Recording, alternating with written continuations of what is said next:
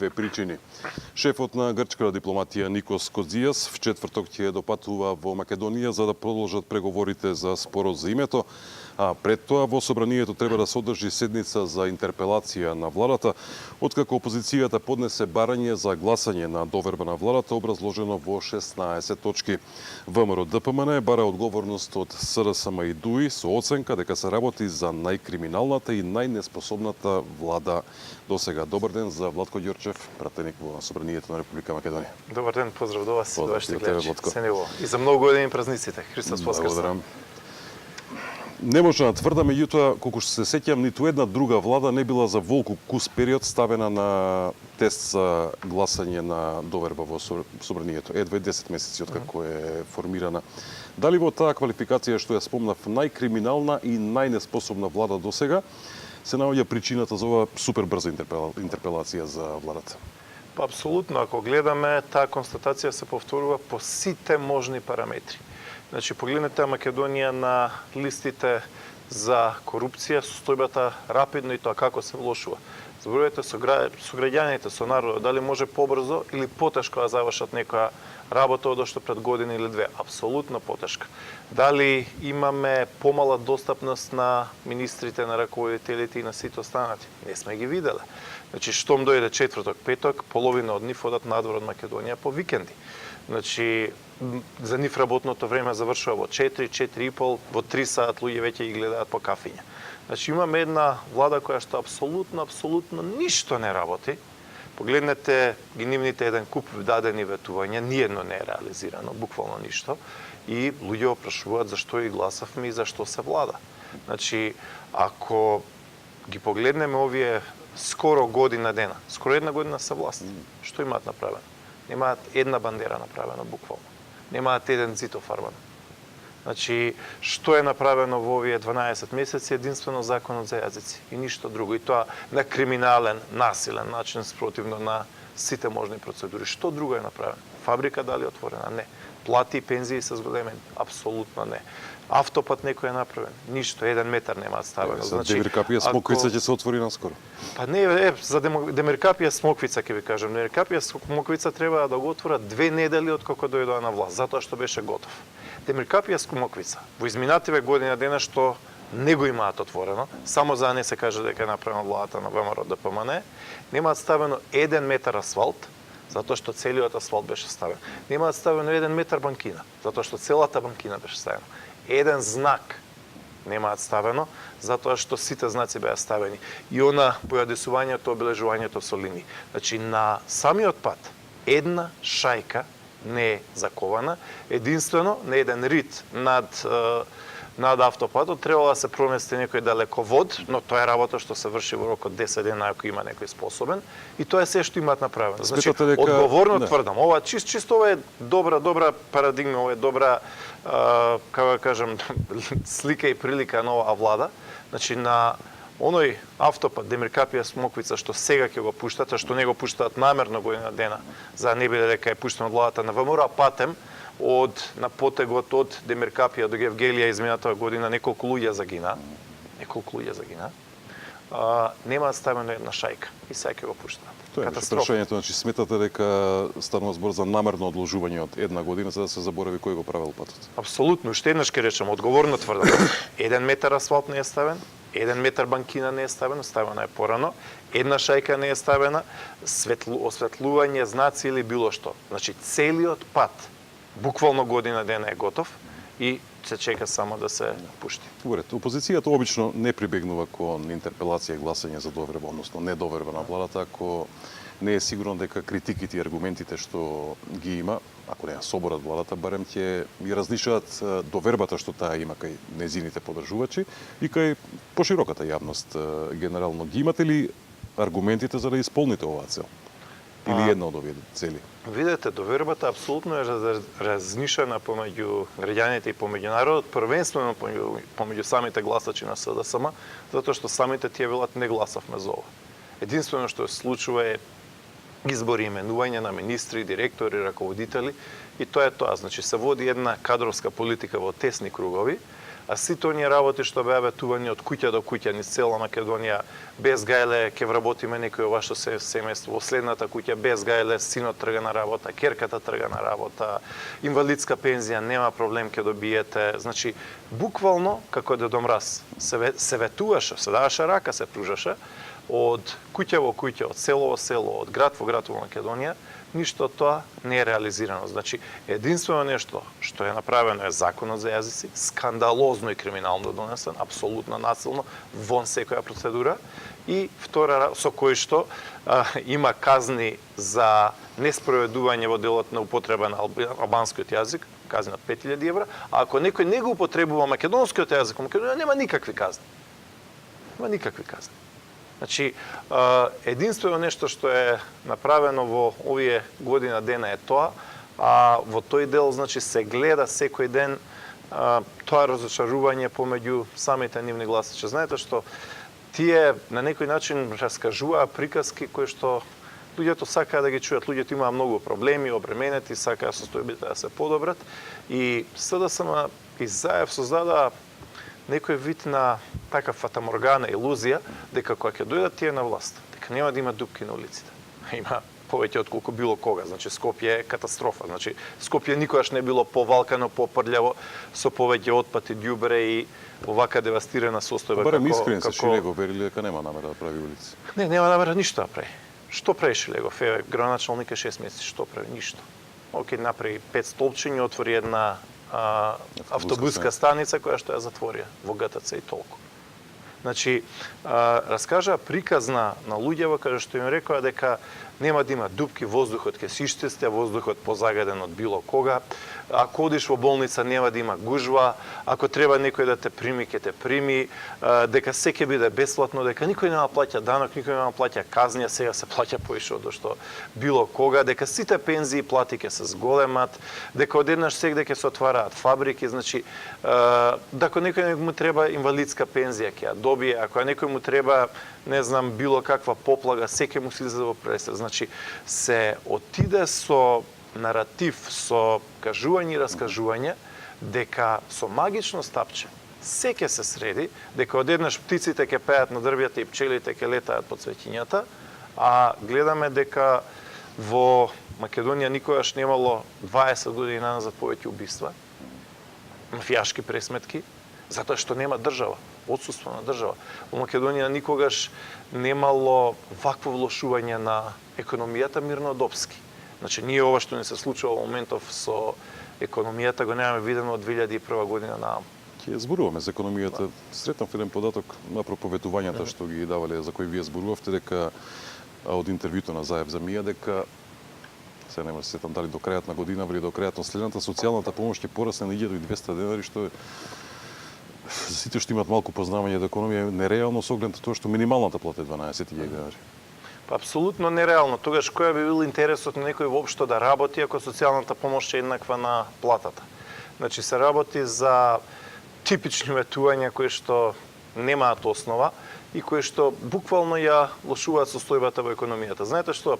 За било што државата да испорача, за било што државата на некој да му излезе во пресет на некоја категорија и така натаму, претходно треба да се создаде некоја вредност. Треба да се создаде вредност, треба да се наплати данок, треба нешто да се произведе, треба нешто да се извезе, за да државата може да ги подмирува тие потреби на граѓаните. Ние сега немаме ситуација каде што една нова фабрика во Македонија е отворена. Напротив, и оние кои што дојдоа размислуваат да си одат. Ние пред 3-4 години имавме најголем раст на економијата во Европа. Во Европа имавме најголем број на ново отворени работни места.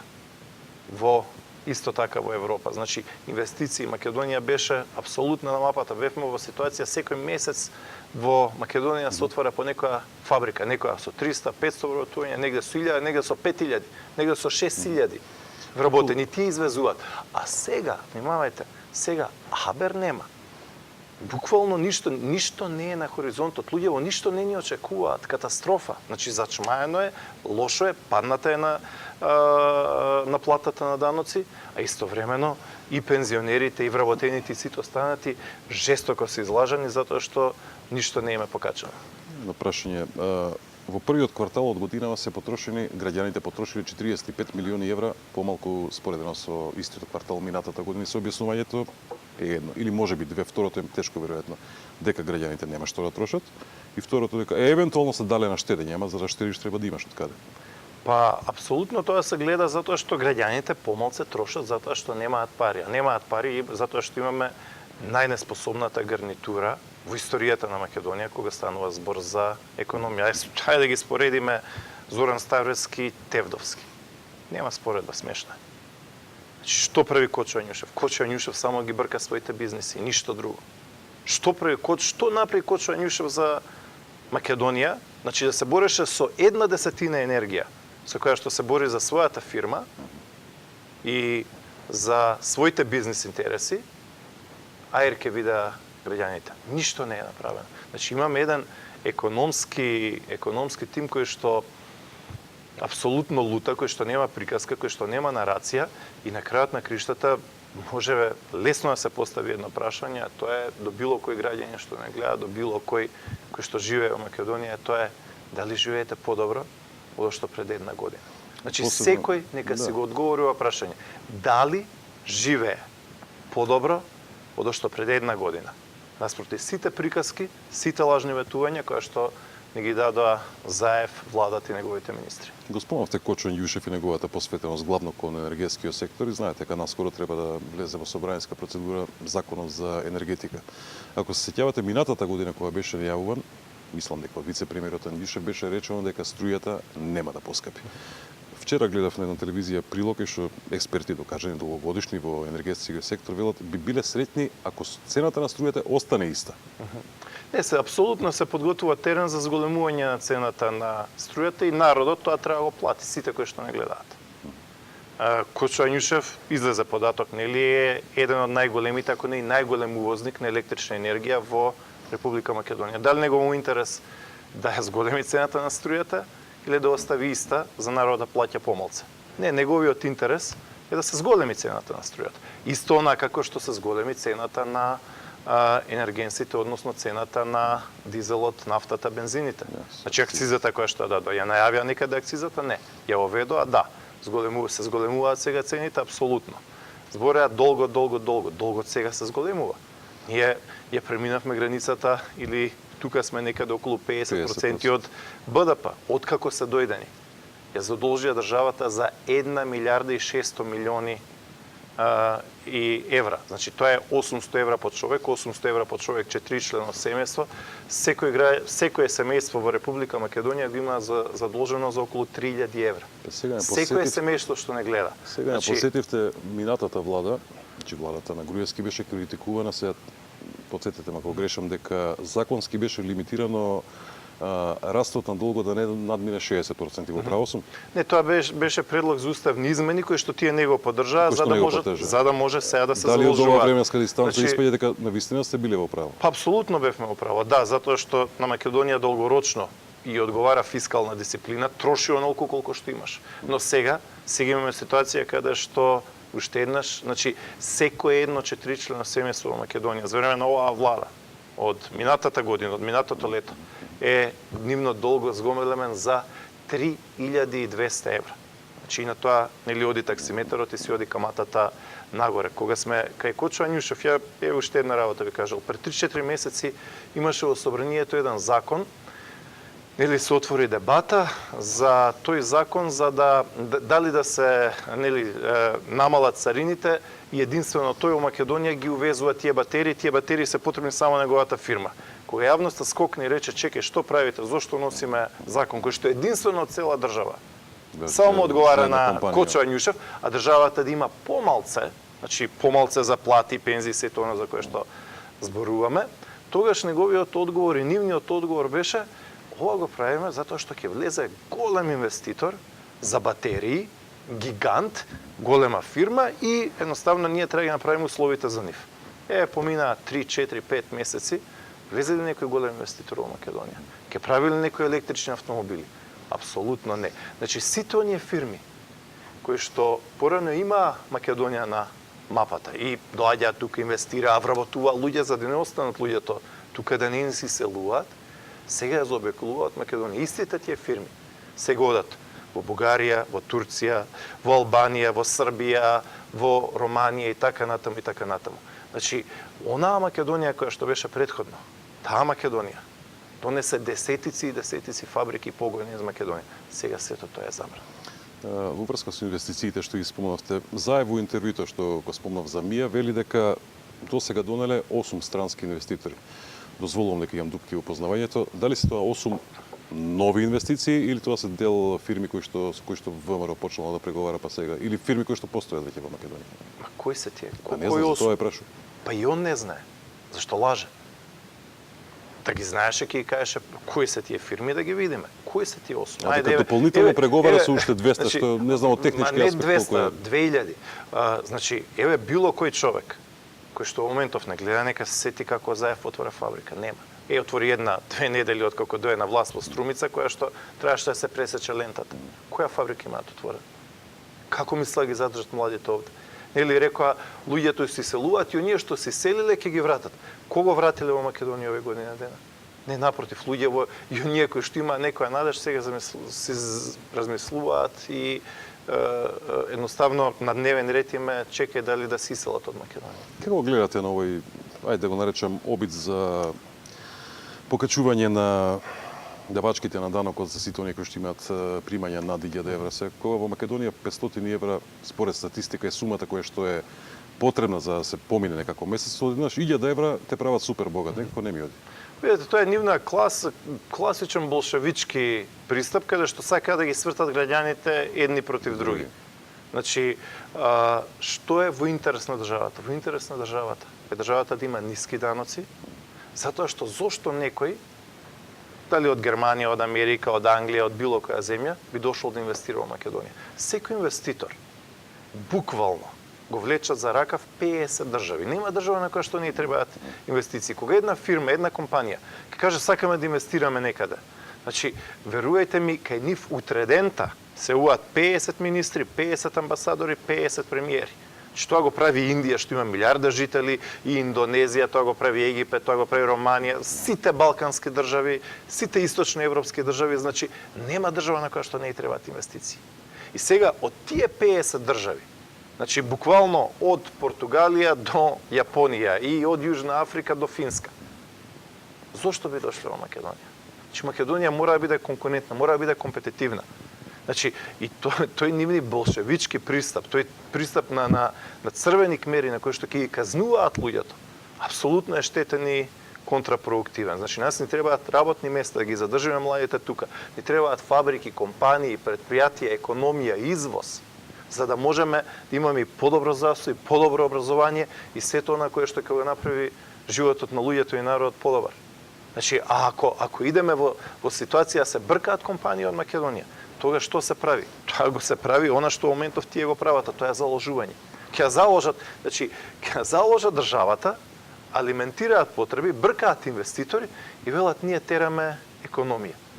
Па кој не знам, стар човек од 100 години може така да води политика? Задолжи се, како што реков пред малце, секое 4 члено семејство со оваа влада е задолжено за 3200 евра. Знаете колку е 3200 евра? Тоа е, грубо кажем, тоа е некаде околу 200.000 денари. 200.000 денари. Толку многу ги имаа задолжено. Значи, сега тие задолжувања, ние имавме после нова година, еве април дојде, после нова година во еден ден се задолжија 500 милиони евра. Во еден ден, 500 милиони. Значи, ако оваа влада тера таква болшевичка политика, не знам каде ќе стигнеме. Не, предвидливо е каде ќе стигнеме. Ќе стигнеме таму каде што сега веќе сме најлоша економија во Европа. Ние бевме најдобра економија во Европа, со најниски даноци, со највеќе отворени работни места, но беше потребно, уште не велам дека беше идеално. Не, многу работи требаше да бидат подобри. Но ние сме сега од 50 европски земји со најмал економски раст. И тоа бројките го кажуваат. Покриеноста на увозот со извозот се уште се држи околу 70-72% и тоа е резултат, никој не спори, на инвестициите донесени во времето на ВМРО ДПМН. Сте правили ли пресметки каква ќе беше оваа позиција на покриеноста на увозот со извозот без овие странски инвеститори кои што се главно извозно, не главно, сите се извозно ориентирани? Па ќе беше како во Црна Гора. Во Црна Гора покриеноста на извозот со увоз е 20%. Мислам дека се беше 17, сега може 20. Тоа ќе беше. Ајде уште малку за економијата. Во кој правец ќе одат утре дискусиите на вашите на опозицијските пратеници на оваа точка од барањето за гласање доверба на владата? Па на оваа линија. Генерално Апсолутно да. Ова е, значи, ќе бидат на линија на тоа што секој ден луѓето го зборуваат по паркови, по клупи, по мала, пред дуќан, во кафеана, секаде. Значи, она што луѓето изминативе недела дена го зборуваа по слави, нели, Великден пред црквите, секаде каде што беа, а тоа е дека не ја бива ова работата и дека актуелнава гарнитура едноставно не ја бива. И оние што најмногу гласаа за нив велат разочарани се, оние што најмногу ги поддржуваа велат не ги гласавме за ова, оние што најмногу ентузијазам има за нив веќе се и тоа како и резигнирани и разочарани. Имате забелешки на начинот на кој што владата ја води надворешната политика пред се во делот на преговорите за спорот со Грција, велите дека не се консултира со опозицијата за ова важно национално прашање. Очекувате дека вашите критики ќе ја заживеат гласно најавувана инклузивност? Не, апсолутно, затоа што тие се дојдени за да ги прифатат сите грчки барања, но под голем прашалник и се ако прифатат, дали тоа ќе им помине. Значи, во моментов Македонија нема никакви црвени линии за ништо. И Македонија овие недели и месеци ги доби најлошите предлози во врска со името изминативе 27 години. Никогаш не сме добиле полоши предлози. Значи, беше најавувано дека нели со шарм ќе се појде во Атина, дека Димитров ќе ги објасни работите подобро од што било кој порано, што добија предлози кои што се полоши од било кога. А зошто е тоа така? Затоа што јасно и очигледно дете од 5 години ќе свати дека се фатени во тесно. Дека треба да испорачаат не само промена на името, на идентитетот и така натаму, и така натаму, и така натаму, дека се влезени во аранжман, дека треба да испорачаат и нема црвени линии. И дека затоа се дојдени на власт, покрај законот за јазици. Не се дојдени они за власт за економија, автопатишта, не знам, борба против криминал или комунални проекти. Се знае зашто се дојдени на власт. И во тоа нивно тесно, каде што се гледа дека се во тесно, и во тој нивен императив се да се прифати, ние ги добиваме најлоши, значи се влошуваат македонските позиции. Значи ако до вчера Македонија имала некакви позиции, ако Македонија градела позиција изминативе години, децении, помеѓу другото и со политиката на Кирил Глигоров, кој што кажа што е прифатливо, што не е прифатливо, и со политиката на Бранко Цренковски и цела низа на првенци на СДСМ, сега во оваа ситуација каде што едноставно имаме прифаќање на се, ние имаме сега, внимавајте, ова сега се сетив, имаме ние премиер на државата кој што пред месец и пол некаде или два даде 20 минути интервју. 20 минути интервју заев даде за Евроньюз, каде што цела Европа го гледа. И во 20 минути интервју во Македонија, во Скопје, во неговиот кабинет. Ниеднаш не кажува Македонија. Ниеднаш, нула. 100 пати кажува нашата земја, мојот народ и така натаму. 20 или 30 пати кажува Грција, грчкиот народ, грчката страна. А цело време за нас збори нашата земја, нашата земја. Значи, ако до вчера такви понижувања ни правеа некои луѓе кои што ќе ги видевме и ќе го угасавме телевизорот, денес такво понижување ни приредува премиерот, првиот човек на владата. Заради тоа народ не го гласаше. Заради тоа немаат легитимитет. Заради тоа требаше да направат коалиција по секоја цена и заради тоа македонскиот народ во Македонија е мајоризиран. Во неодамнешното интервју за Мија Заев, според мен, употреби на несреќна метафора, велејќи дека ако станеме членка на НАТО и ако ги почнеме преговорите со Европската Унија, ќе сме зеле имотен лист за Македонија. Сега јас исто ќе употребам метафора. Ако немаме тој имотен лист за кој што зборува премиерот, дали сме ние дивоградба? Македонија не е дивоградба. Македонија е и татковина и дедовина од памтивек, која што со векови постои. И проблемот е што ние имаме сега неразбрани трговци кои што се спремни на се. И тоа не ги подобрува македонските позиции. Значи,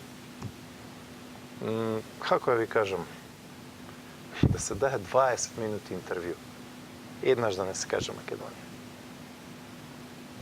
Што да се додаде?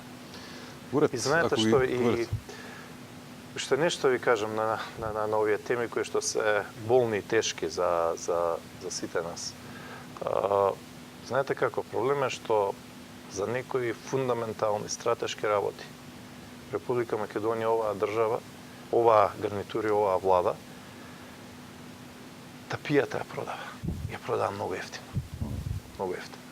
Значи тоа што е создавано, печалено со генерации и генерации. Тоа што македонскиот народ го градел од крестенско и разлојачко востание, преку Илининско востание, Илининска епопеја и жртви. Период меѓу двете светски војни. Славната борба и епопеја на народно-ослободителната борба. И целиот тој период кога се формираа сите останати македонски институции, како Македонска православна црква, МАНУ, МНТ, македонска азбука, граматика и така натаму и така натаму.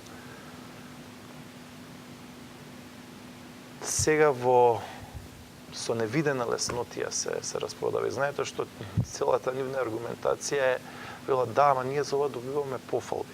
Па во ред, ако за ова добивате пофалби, оние што е фалат, што тие не направат така? Хајде тие нека направат со нивните држави ова што вие го правите со вашата, па да видиме. Но не, никој не го прави тоа што тие го прават со својата држава. И тие кои што ги фалат самите велат, па ако на вашава гарнитура не е гајле што ќе биде со државата, зашто нив да им биде гајле? Знаете што, тоа ви е како некој кога продава дедовина и комшиите велат, добро, тоа е големо визионерство. Сега еден да им каже, добро е комшија, ама вие што не направите така, што не ги срушите оградиве, што не ги распродајате керамидиве, што не ја даете тапијава под хипотека, ќе ќе речат, не, ние ќе си го чуваме своето, ама вие бидете визионери. Немавме време да разговараме за сите 16 точки кои што се подкрепа на барањето за гласање до верувам, меѓутоа дали во ред ако сите 16 ги спојам во едно прашање кое што вие впрочем и го упатувате на власта, а тоа би гласил, имате ли намера еднаш да почнете да работите? Дали тоа е прашањето? Па да, апсолутно, затоа што уште ме држи оваа претходнава тема која што е тешка. Знаете што нема македонец кој што овие работи не го допираат. А истовремено гледаме дека ни се случува економско цунами, економска катастрофа, видлива преку бројките. Дали ќе работат? Мислам дека нема работа затоа што добар дел од нив се обични глумци. Манекени кои што идат по кафиња, кои што не знам ќе кажат една, две, три фрази, кои што ќе твитаат од владата, нели пола шалена револуција отиде у влада и толку. Од нив да се очекува не знам нешто, пат, автопат, да се влезе во поле, да се работи експропријации, седници до доцна највечер. Апсолутно не. Значи, ние имаме ситуација, знаете што, кај што сами вработени по министерството викаат, што е ова, викаат, министеров сиде во 3-4, вика, порано, кај се видело во 4 саат министер да сиде дома. Значи, кога таа срчаност, кога таа посветеност ја нема од врвот, тогаш се стои. Некои од работи ќе продолжат по инерција, некои проекти кои што се од порано нели стартувани, може нешто и ќе се подовршат, но нема, знаете како, нема пресинг, нема трчање, нема покривање на теренот, тоа апсолутно не се гледа. Точев, немаме време, ве молам на кус одговора на следни уште две прашања ми остана. Значи, наспроти сите ваши обвинувања за катастрофално работење на владата, Заев повторно се повикам на интервјуто за Мија, вели дека е среќен од тоа кога ќе види каде сме биле, а каде сме сега. Среќето е во ред, индивидуално чувство, меѓутоа има ли колективно чувство на среќа во Македонија? Апсолутно нема. Ние бевме прва економија и најдобра со најдобри перформанси во Европа пред некоја година, сега сме најлошата. И за крај се појавија многу текстови со загриженост за состојбата во опозицијската коалиција. Прашањето е зошто 41 подпис стои зад барањето, а не 49 или колку имате сега, не знам. Затоа што некои од луѓето, дел луѓето се по притвори. Знаете, ние сме единствената европска земја во која што имаме пратеници во притвори за тероризам. Прашањето е зошто пратениците... сега нели Македонија има најмногу терористи по квадратен километар во светот. Значи, да, некои од луѓето не беа тука, дел се притвори, дел не може, дел дополнително ќе се потпиша, значи апсолутно коалицијата на ВМРО-ДПМН е на куп, но ја знаете како и оние кои што се најзагреани вака за СДСМ и кои што вчера и тоа како ги подржува, ја држат отворена вратата према ВМРО-ДПМН, затоа што и самите велат вака кој што тргнало за некој месец, можеби и за година дена, поинаку би работите ќе изгледаат. Значи, мислам дека колата им е поедена народе и едноставно луѓето гледаат, вагаат, чекај кој ќе биде, кој ќе победи така натаму, но ние никогаш овие 27 години, никогаш сме немале волку рано, волку непопуларна влада. Значи, апсолутно да имаме... Погледнете ги, например, првите години дена на владата на Никола Груевски. Тоа беше пета брзина. Ода работите, се чувствуваше. Погледнете првите години дена на владата на Брако Цариковски, 2002-2003 година. Апсолутно водеа на анкети, се гледаше некоја раздвиженост и така натаму и така натаму. Значи, ние никогаш овие 27 години сме немале волку рано, волку големо разочарување и